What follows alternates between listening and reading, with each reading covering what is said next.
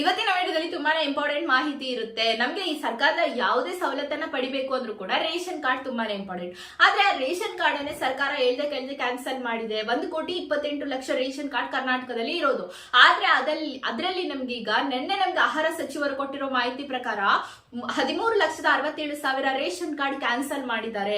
ಅಂದ್ರೆ ಕ್ಯಾನ್ಸಲ್ ಅದರಲ್ಲಿ ಕೆಲವೊಂದಿಷ್ಟು ರೇಷನ್ ಕಾರ್ಡ್ BPL ಕಾರ್ಡ್ ಇಂದ APL ಗೆ ಟ್ರಾನ್ಸ್ಫರ್ ಮಾಡಿದ್ದಾರೆ, ಇನ್ನೊಂದಿಷ್ಟು ಕ್ಯಾನ್ಸಲ್ ಮಾಡಿಬಿಟ್ಟಿದ್ದಾರೆ. ಸೊ ಟ್ರಾನ್ಸ್ಫರ್ ಮಾಡೋ ಕಾರಣ ಟ್ಯಾಕ್ಸ್ ಪೇಯರ್ಸ್ ಕೂಡ ಕ್ಯಾನ್ಸಲ್ ಆಗಿದ್ದಾರೆ. ಆದ್ರೆ ಟ್ಯಾಕ್ಸ್ ಕಟ್ಟದೇ ಇರೋರು ಇದರಲ್ಲಿ ಇನ್ವಾಲ್ವ್ ಆಗಿರೋದೇ ತುಂಬಾ ಬೇಜಾರಾಗ್ತಾ ಇರೋದು.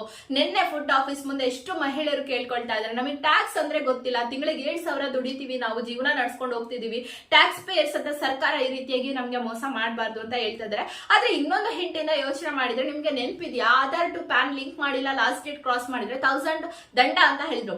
ಎಷ್ಟೋ ಜನ ದಂಡವನ್ನ ಕಟ್ಬಿಟ್ಟು ನೀವು ಲಿಂಕ್ ಮಾಡಿಸಿದ್ರ.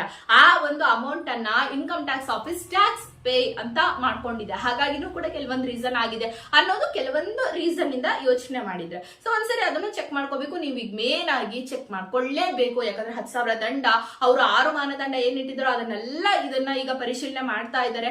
ಮನೆಯಲ್ಲಿ 4 ವೀಲರ್ ಇದ್ರೆ 1,20,000 ಎಬೋ ನಿಮ್ಮ ಇನ್ಕಮ್ ಇದ್ರೆ, ಮನೆ 1000 ಸ್ಕ್ವೇರ್ ಫೀಟ್ ಎಬೋ ಇದ್ರೆ ಟ್ಯಾಕ್ಸ್ ಪೇಯರ್ಸ್ ಗವರ್ನಮೆಂಟ್ ನೋಡ್ರಿ. ಸೊ ಫಸ್ಟ್ ಇದನ್ನ ಚೆಕ್ ಮಾಡ್ಕೊಳ್ಳಿ. ಸೊ ಹೇಗೆ ಚೆಕ್ ಮಾಡ್ಕೊಳ್ಳೋದು ಮೊಬೈಲ್ ಅಲ್ಲಿ ಅಂತ ತೋರಿಸ್ತೀನಿ ನೆಕ್ಸ್ಟ್ ವಿಡಿಯೋದಲ್ಲಿ.